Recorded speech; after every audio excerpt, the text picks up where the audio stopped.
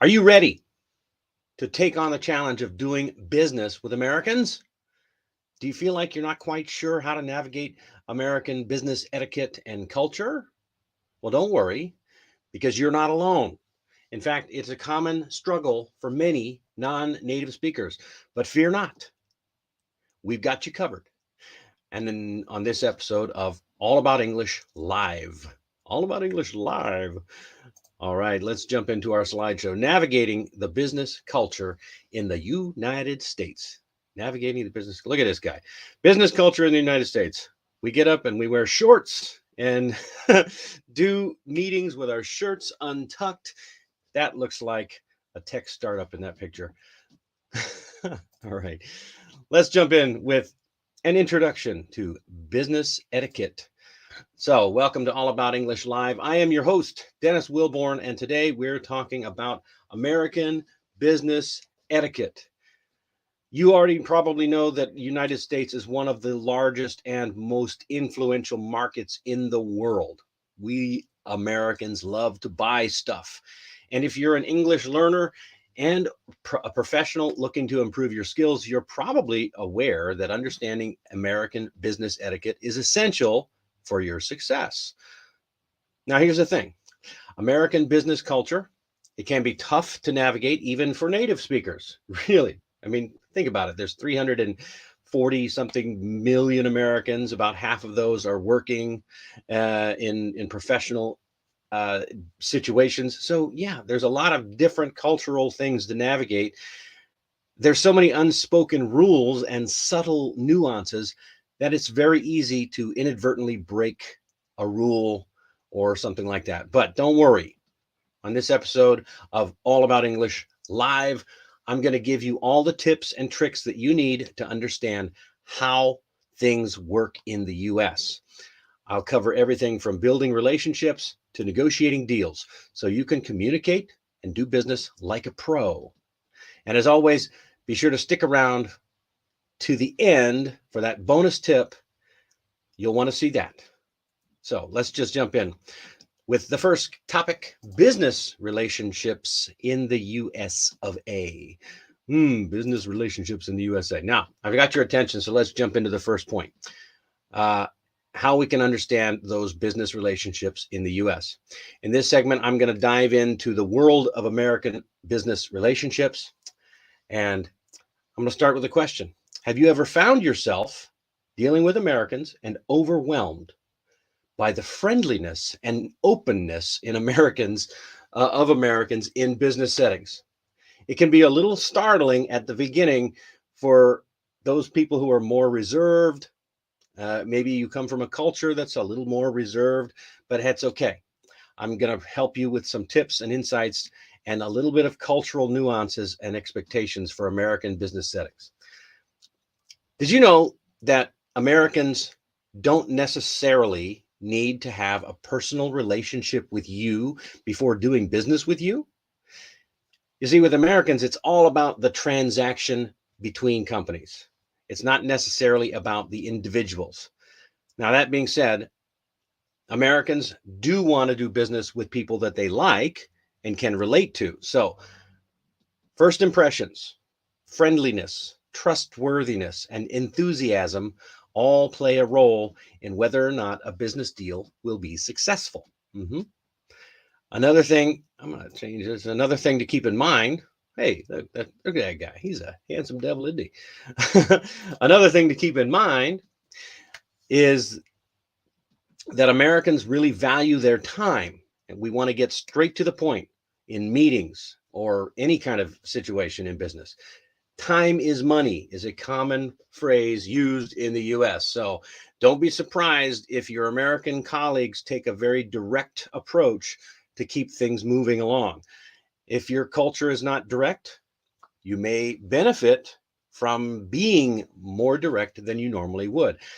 I know I struggled with that when I came to Korea and started doing business with more Korean companies. I come from the American school of being direct, and the Koreans, not so much. There's a lot of talk that goes on. Meetings can last for ages, And it's not always beneficial to take the direct approach. So that was a bit of a learning curve for me. But if you're in the US doing business, you're going to want to be direct. So, speaking of meetings, let's talk about meetings and greetings in the States. Okay, in this segment, I'm going to talk about do's and don'ts of greetings and meetings. All right, understand that when you're greeting people in the US, it's a little bit different than what you may have read in some textbooks about English, and maybe if, especially if your textbooks are from British England, British English. So let's get started with some of these tips. Now, as I mentioned earlier, uh, Americans are very friendly. So most greetings in the US tend to be more informal, and they typically involve a handshake. Hey, how you doing? So we like to smile a lot. So Americans are often quick, very quick to use first names. So be prepared for them, the American colleagues that you're working for, to share their first name and to use yours. But keep in mind, Americans tend to be positive and enthusiastic. So they may just vigorously shake your hand and put their hand on your back or hold your arm. The thing to remember is maintain eye contact while you are shaking someone's hand or greeting them. It's very important. Okay. Another thing you might want to be aware of is that, and I'll touch on it a little bit later, just because Americans are quick to use first names, don't start off by using someone's first name until the time comes when they invite you to use their first name. Okay, I'll get into that a little bit later. So here's a little bit of a fun tip. When Americans ask, "How are you?" or "How are you doing today?" that's generally not looking for a detailed answer. So a simple "fine, thanks" or "I'm doing well" is just fine. Okay, I've gotten this question a lot from people from Europe, people from Asia. Why do Americans say "How are you?" or "How you doing?" and then just keep on walking? And the answer is because basically it's a greeting for us in America. Hey, how you doing? Is very common to hear. So just say "fine" or "I'm doing great." That's plenty to respond with. At the same time, you may also hear somebody say "see you soon" or "see you later" when they're saying goodbye, which is exactly what that means. It doesn't necessarily mean I'll actually see you soon. Okay. You may never see a person again, but it's quite common to say "see you later." So, another thing to keep in mind is about American body language. It can be confusing because we have that friendly smile and we like to give hugs occasionally, maybe slap you on the back if they feel that you've established a rapport with them, made a connection there. But on the other hand, not every American is that way. Some Americans don't like touching, and they'll usually make it clear by avoiding the touch. So uh, just keep in mind, many Americans have a strong sense of personal space and are usually comfortable if there's some physical distance between you when you're talking. Don't get right up in front of them. That's a little bit too close. So back away, and it's much more comfortable.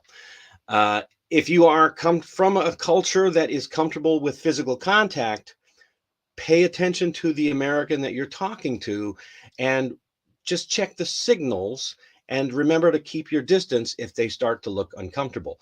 I know that was a real struggle for many of my colleagues from America when we first came to Korea, because Korea doesn't have the same distance between, they don't have the same problem with personal space. So Koreans will get really close to you. They'll touch your arm and thing, even hold hands, and uh, that can make some Americans very uncomfortable. So keep that in mind if you are from a culture that gets a little closer. Um, if you are from a culture that avoids physical contact, also keep in mind that Americans, when you do get close and you start to make a bond, Americans are not afraid of physical contact. Holding your hands, or not holding hands, but maybe giving you hugs or even putting your arm over your shoulder, light slaps on the back. Those kinds of things are very common in the States once you've developed a bond.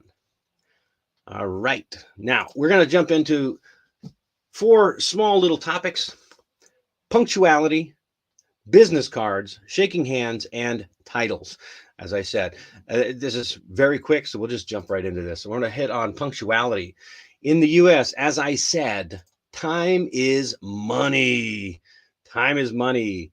And being late is a big no-no. So be punctual because it's a sign of respect and professionalism. So be punctual. What does being punctual mean? Punctuality means being on time.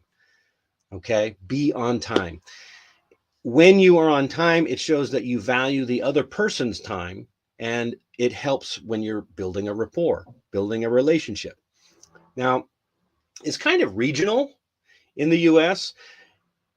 People from the Midwest area and the Northeast tend to be more conscious of being on time. They're very focused on. I mean, I went to college in the Northeast, and we had a saying: if you're not 15 minutes early, you're late. So being on time is very, very important to those folks in the Midwest.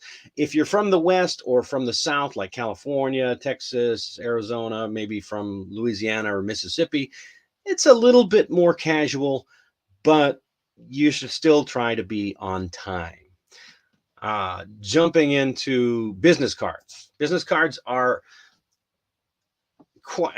every culture has their own kind of rules when it comes to business cards. America is no different.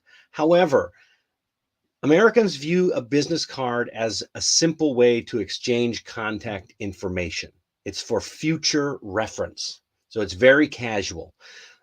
If someone takes your business card, looks at it, and puts it in their pocket, try not to be offended. That's typical in the United States.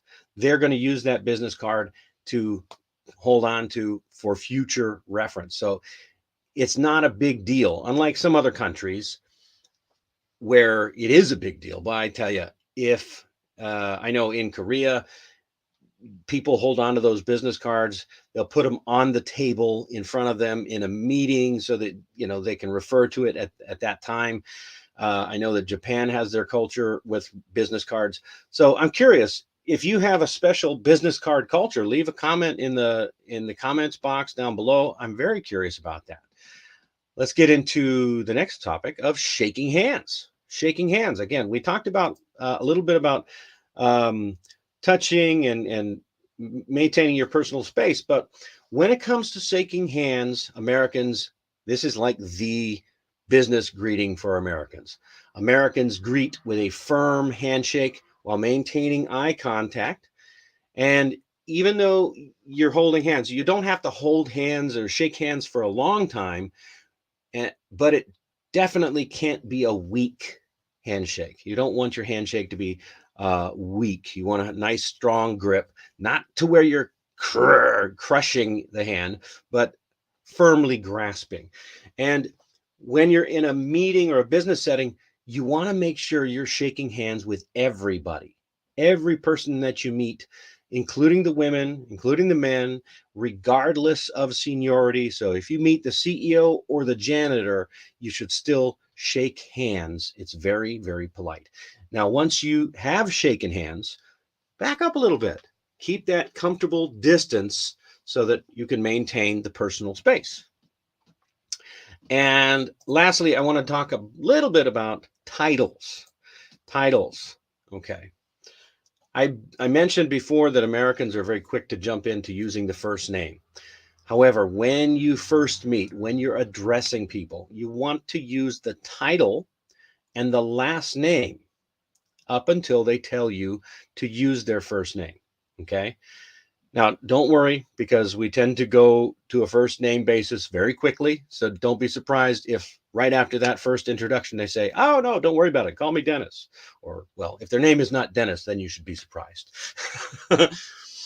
Now, another side thing, if you're going to introduce other people, be sure to use their titles and add a little bit of context for who they are. So, you might say, this is Bob. He's part of the marketing department. This is Susan. She's in charge of outside contracts and so on and so forth. Giving the title, the name, and a little bit of context for who they are will help with keeping track of who people are in general. Okay. All right. I see I'm getting some good comments there. And so when you're first meeting people, it's just best to introduce yourself. When you are introducing yourself, you say your name, give your title, and maybe a little bit about what you do. Very little bit about what you do in the company that you're working with or working for. So, for example, if you're in the marketing department, or maybe you're the director of marketing, then you might say, "Hi, I'm Dennis. I'm director of marketing for blah, blah, blah, XYZ company. And we work on marketing mainly with, internet marketing," or something along those lines. So that's something that you can definitely use. All right, so let's jump into communication style in the US of A. Oh, that's a little bit of a funky slide. I didn't format that very well. Can you read that? I hope so. I hope so. It's a little small on my page, but that's all right. So, in the land of the free and the home of the brave, that's something we call America, directness is the key. Remember that. Directness is key in America. Yes means yes. No means no. And maybe actually does mean maybe. It doesn't mean, it isn't a polite way of saying no. So if you are looking for subtle hints or trying to read between the lines when you're talking to an American, trying to find out what does he really mean by that statement, just be aware you might need to adjust your approach and recognize most Americans in a business setting are going to say exactly what they mean. Now, I'm not going to say every American, but most. Now, keep in mind, here's one thing that you want to keep in mind that is true about Americans. While it is considered rude to interrupt someone when they're speaking, it does still happen quite often in America. If you need to jump in and make a point while someone is talking, just say, "Excuse me," during a pause, and then continue with what you have to say. So it is possible to interrupt someone. Just be polite and say, "Excuse me, I just have one thing to add," or something along those lines. So, speaking of pauses, Americans, we really don't like silence. It's such a strange cultural thing. Americans do not like silence, and we feel awkward sometimes if things get silent. So you should always try to be ready to fill a gap in the conversation. So if you're in a meeting, for example, it's expected that people will take part. They'll ask questions. Because if you stay quiet in a meeting, people might assume that you don't have anything to add, or maybe worse, that you didn't come to the meeting prepared. So you really want to always have something. I like to say, always have something in your back pocket, just in case. And if that's something that you want to do with your English, I'm often saying, practice, practice, practice. Have imaginary conversations with yourself. Ask questions. Think of questions in advance. That way, you always have something in that back pocket, and you can fill the silence, fill the gaps in a conversation very easily and quickly. So, another thing about meetings in the US, meetings are very, very serious. It's serious business, man. It's very serious. Meetings are like, yeah, we're so serious about our meetings. So again, though, time is money. So be prepared when you come to a meeting in the US. Be prepared to stick to the agenda and document all of the outcomes of the meeting. Because time is money, Americans usually try to get to or reach a decision quickly and then move on to the next topic. Now, some people might believe that this seems rushed, but that's how American business is done. We like to come to a decision, and once the decision's made, move on. I know that it was very frustrating for me when I was working in a Korean company many years ago. People would make a decision, or they wouldn't make. We'd have an hour or 2 hours of a meeting, and never come up with a final decision on a topic and say, okay, we'll come back to this tomorrow. And I would used to get so frustrated. What do you mean? We can't come up with a decision?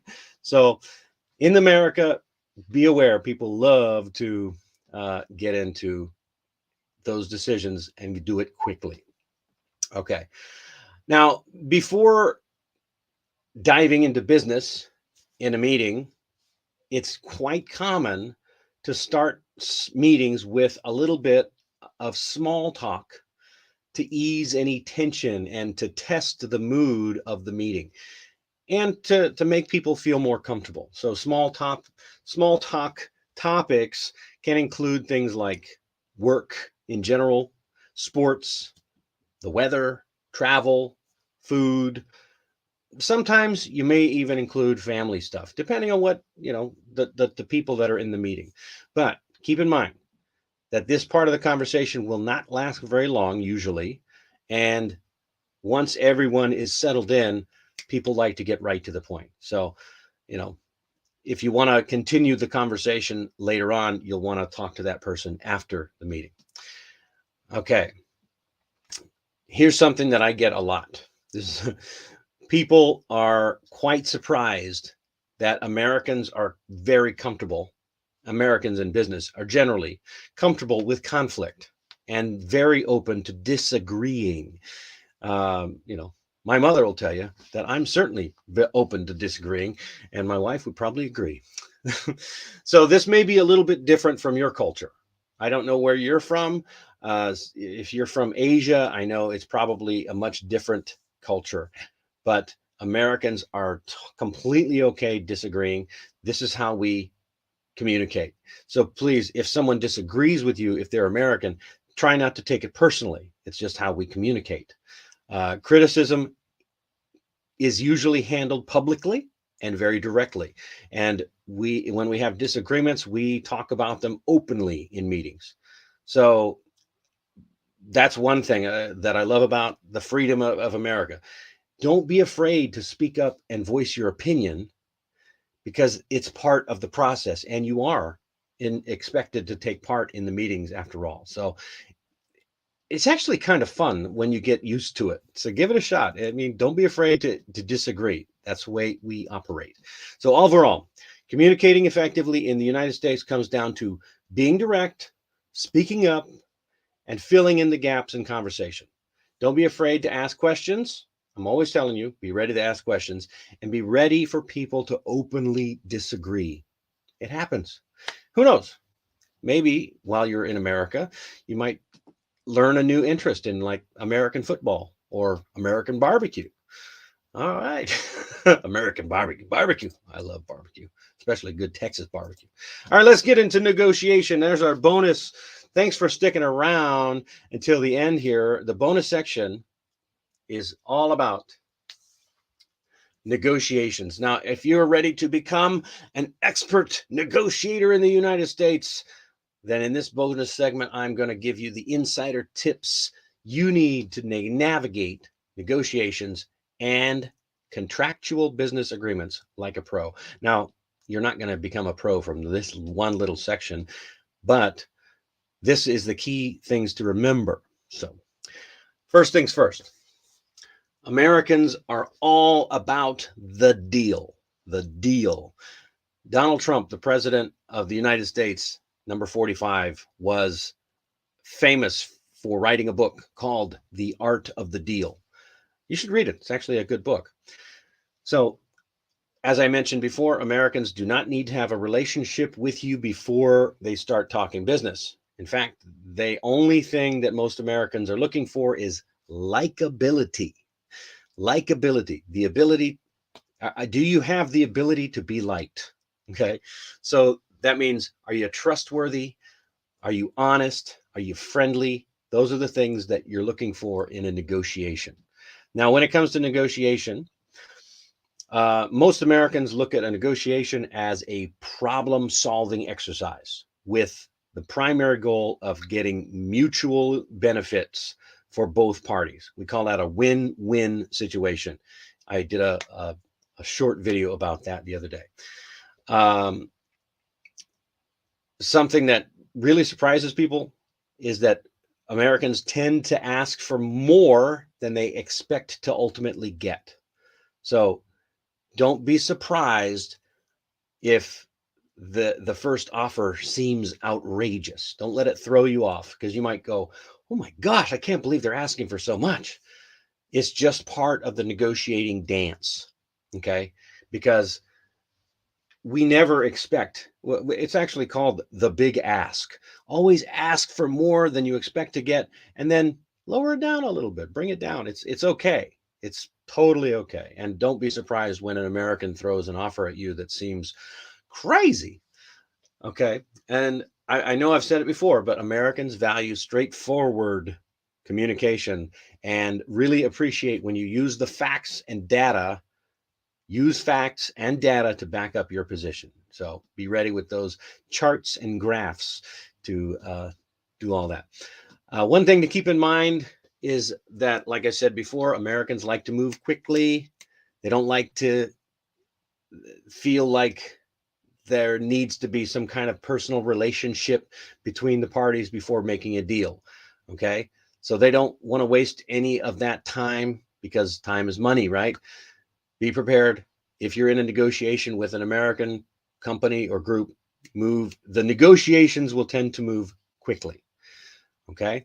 Now, once you have a contract and it's signed, that is considered a legally binding document. So make sure you're scrutinize all the details. Scrutinize means get that magnifying glass and check every little thing, all the fine print. And you understand that all the details are understood in the negotiation. If there are any disagreements later on, everyone is going to look back at that contract later on. And oftentimes there are state and federal laws that apply to the contract. So make sure, if you're doing business with an American company, have a U.S. trained attorney or lawyer familiar with American contract law on your side. Don't sign anything until you're sure you know what you're talking about, because a verbal agreement is rarely considered binding in the US. So make sure everything is in writing and get it checked and double checked. And that's all the tips that I have. With those tips in hand, you will be ready to start negotiating with an American company. I will probably have a separate video just about negotiation, because it's a big topic. And I was talking with my younger brother, Brandon, who we had a live stream a few weeks ago, a month ago, and he would possibly agree to do some negotiation discussion, have an open conversation about that. So, and on that note, that is a wrap for today on All About English Live. I want to thank you for joining me today. I hope you had as much fun learning about all of this American business etiquette as I did talking about it. I hope you find the tools are useful to you and that you're ready to put these tips into action. And wow, your American colleagues with your newfound knowledge. Remember, if you want to stay on top of your game and impress your peers, make sure to join me every Saturday night for more exciting tips. And I'll be here with helpful insights, tips, and tricks to help you navigate the world of business English like a pro. Don't forget to subscribe. Leave a like as a thumbs up. And if you have any thoughts or comments on today's topic, if you have any topics you're dying for me to talk about, drop them down below in the comments section. I want to hear from you and keep the conversation going. And until next time, remember that learning English is an adventure.